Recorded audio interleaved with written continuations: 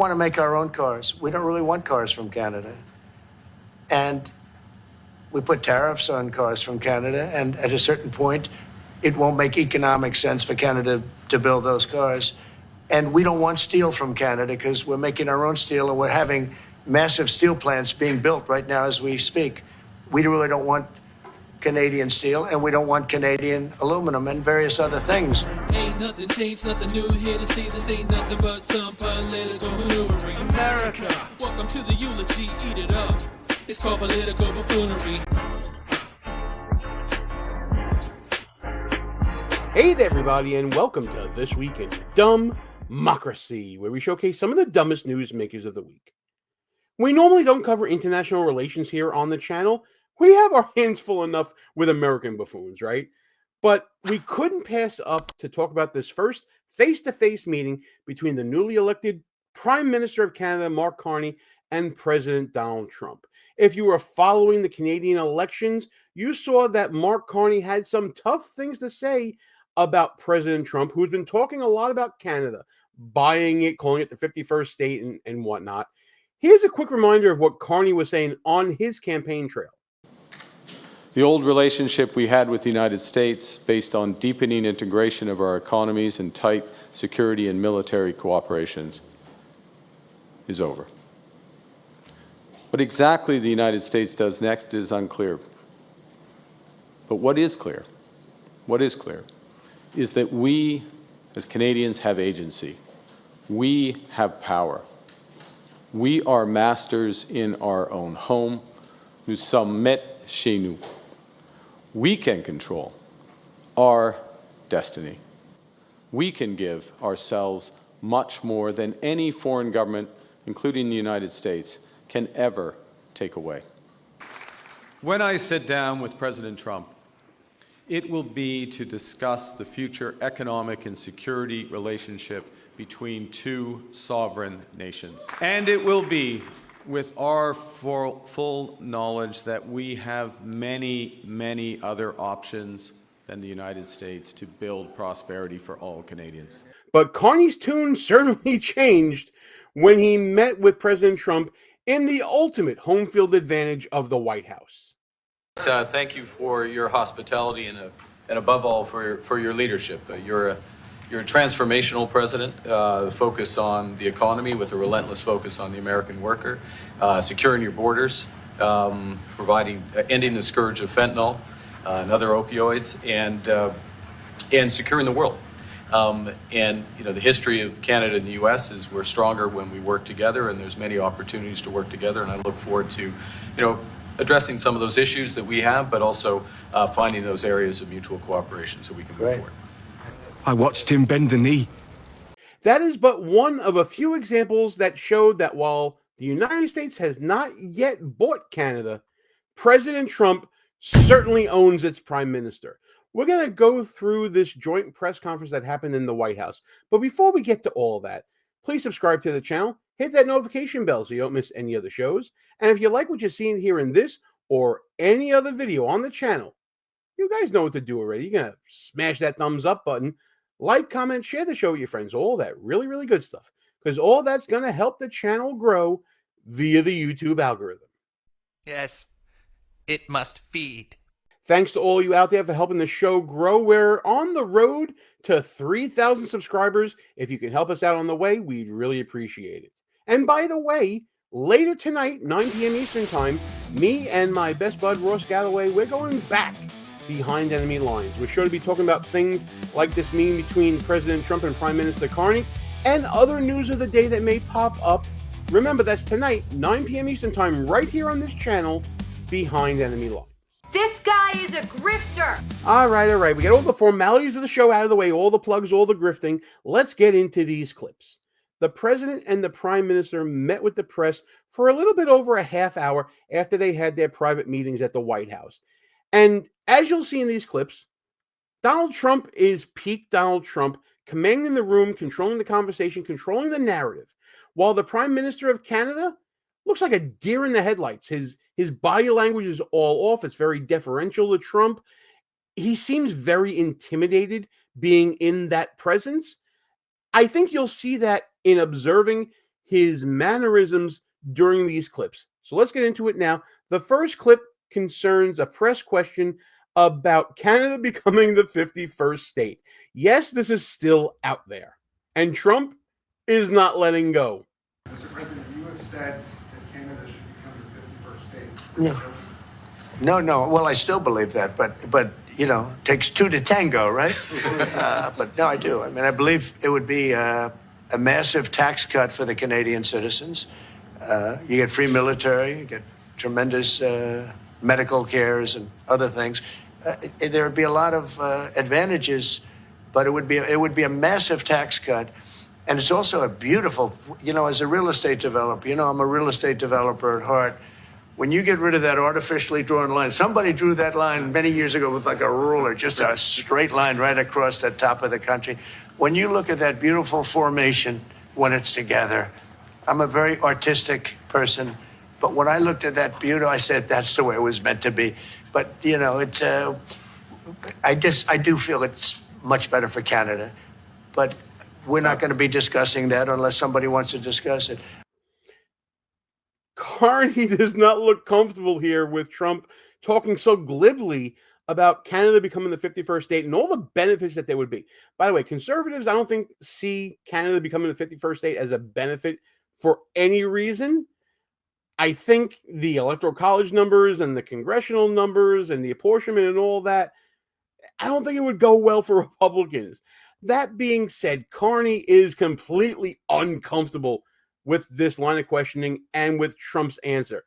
He wants to talk. He actually motioned to the reporter that he's going to weigh in on this. And his face was almost in shock that the president of the United States was talking so openly about the benefits of Canada becoming the 51st state. I think that there are tremendous benefits to the Canadian citizens, tremendously lower taxes, free military, which honestly we give you essentially anyway because we're protecting Canada if you ever had a problem. But I think it would really be a wonderful marriage because it's two places that get along very well. They like each other a lot.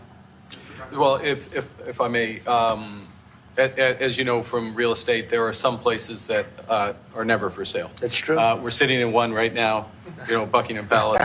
You visited as well. That's true. And having met with the owners of Canada over the course of the campaign last several months, it's not for sale, won't be for sale ever. But the opportunity is in the partnership and what we can build together. And we have done that in the past. And part of that, as the president just said, is with respect to our own security.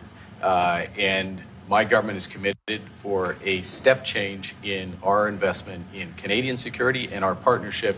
And I'll say this as well, that the president has revitalized international security, revitalized NATO, and us playing our full weight in NATO, and that will be part of it. That's true. And they have Loud noises! Canada is stepping up the military participation because Mark knew, you know, they were low and now they're stepping it up, and that's a very important thing. But never say never. Never say never. You know what? Respect. That's a baller move. Never say never. He had to get that in there, didn't he? So in the face of the Canadian Prime Minister saying not for sale ever, Trump's like, yeah, sure, whatever. Never say never about anything. I love this. This is Trump commanding the room. This is also Trump commanding the Prime Minister. The Prime Minister seems very deferential to Trump in talking about the partnership, talking about military, talking about NATO. And it shows that Trump knows he has the upper hand here. When he has someone who was newly elected, who ran on such a hard line against the Trump tariffs, against Trump calling Canada the 51st state and all that, it seems like he's a little too deferential than what he was putting on the campaign trail. Seems like on the campaign trail, he was this big tough guy, right? Very tough against America. Now, in the presence of the most powerful man in the world, in the most powerful executive office in the world, he's as timid as a little baby deer. And when it came to talking about tariffs, the president's message was very clear in response to questions from the press. Canada needs the U.S. a hell of a lot more than the U.S. needs Canada. We want to make our own cars. We don't really want cars from Canada. And we put tariffs on cars from Canada, and at a certain point, it won't make economic sense for Canada to build those cars.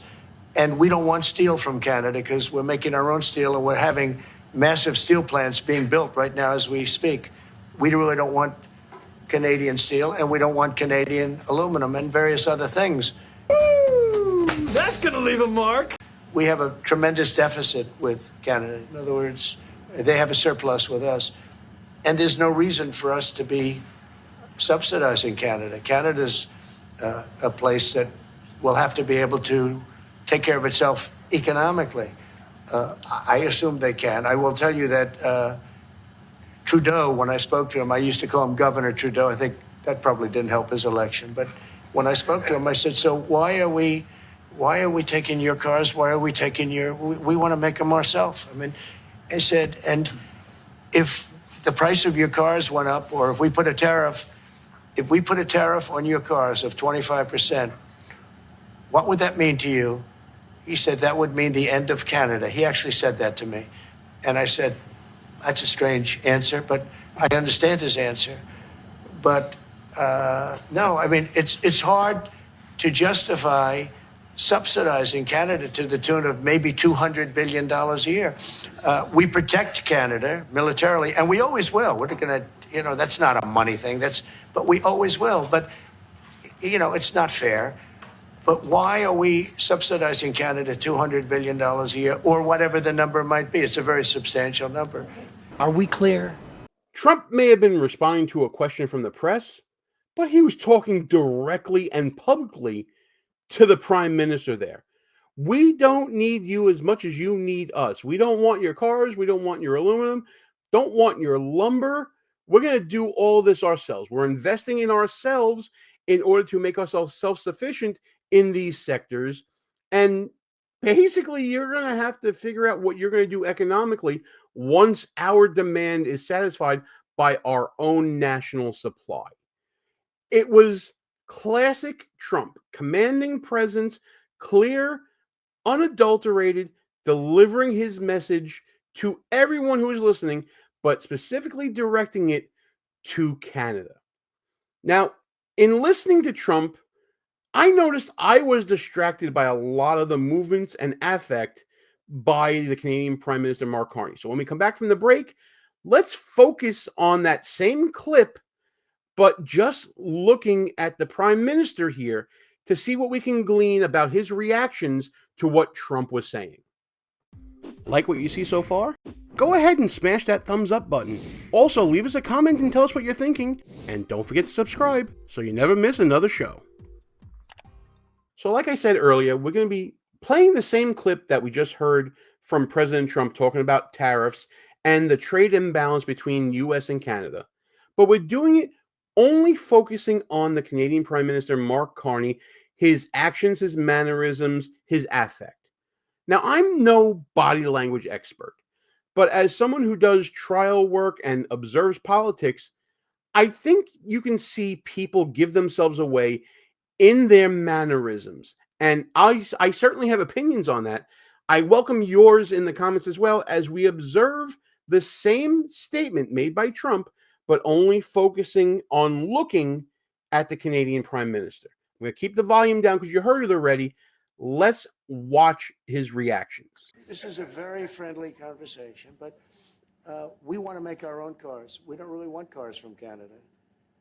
And he heard that. We put tariffs on cars from Canada, and at a certain point, it won't make economic sense for Canada to build those cars.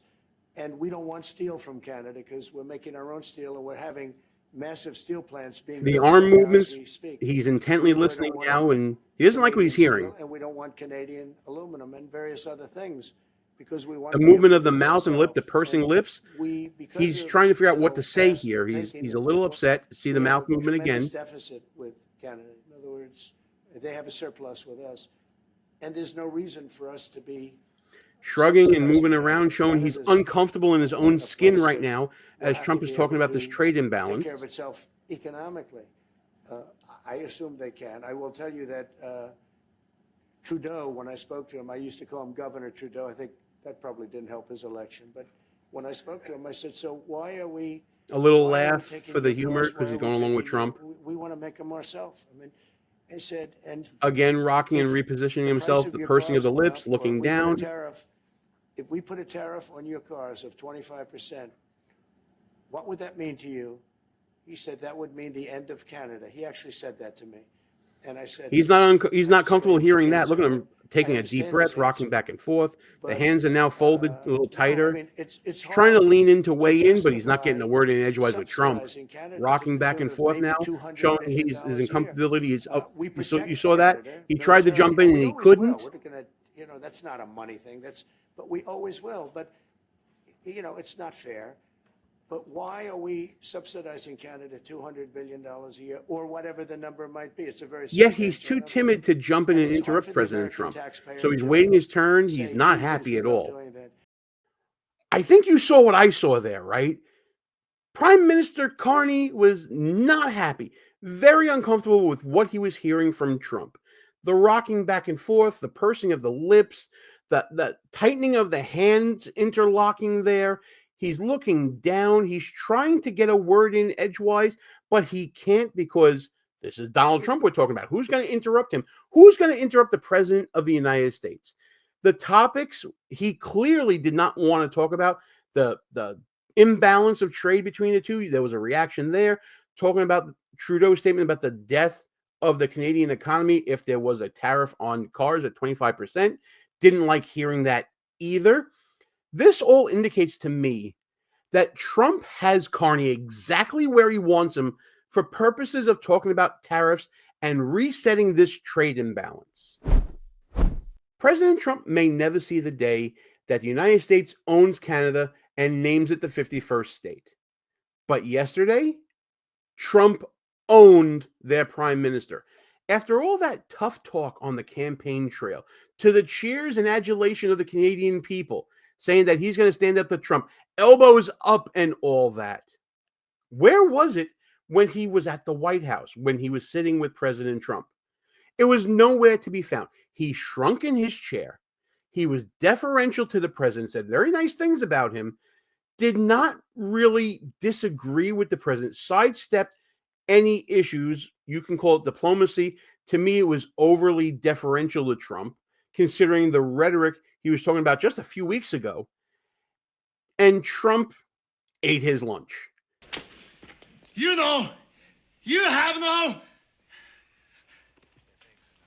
You have no marbles. Marbles? Marbles. You have no marbles. Yeah, relax. Marbles? Huevos? He said everything he had to say through the press directly to the prime minister. The prime minister was clearly uncomfortable, which I believe is a recognition that there is a strategic disadvantage between the United States and Canada when talking about this realignment that Trump wants in trade and getting rid of these trade imbalances. Canada doesn't have a lot of cards to play if Carney's body language and his mannerisms were any indication. Trump saying you need us more than we need you is the ultimate leverage in rectifying the imbalance in trade, the subsidizing of Canada, as he called it. It remains to be seen what's going to happen here, and I think that Trump wants to play nice with Canada. He was very kind in talking about the Prime Minister and the Canadian people and Canada in other parts of this interview, which, by the way, we're going to actually put into the description of the video so you can see the whole thing. But at the end of the day, Trump is going to get what Trump wants when it comes to Canada. Put that down on record from me. I think that this whole tariff thing, at least when it comes to Canada, it's going to be reset in a very advantageous way for the United States, if this first meeting is any indication. But hey, listen, that's just my opinion on this whole situation. Let me know what you guys think about this. Did you see the same things I saw when it came to the Canadian Prime Minister's mannerisms and body language and the way that he was overly deferential to Trump? Let me know what you think in the comments. And as always, like and share this video with your friends. Subscribe to the channel. Hit that notification bell so you don't miss any other shows like this, join us tonight, Wednesday, 9 p.m. Eastern Time, Behind Enemy Lines. We might be talking about this again. We might be talking about all the other shenanigans and buffoonery going on. So let's get to talking about this. Let's talk again tonight about everything going on in politics this week in DUMBmocracy.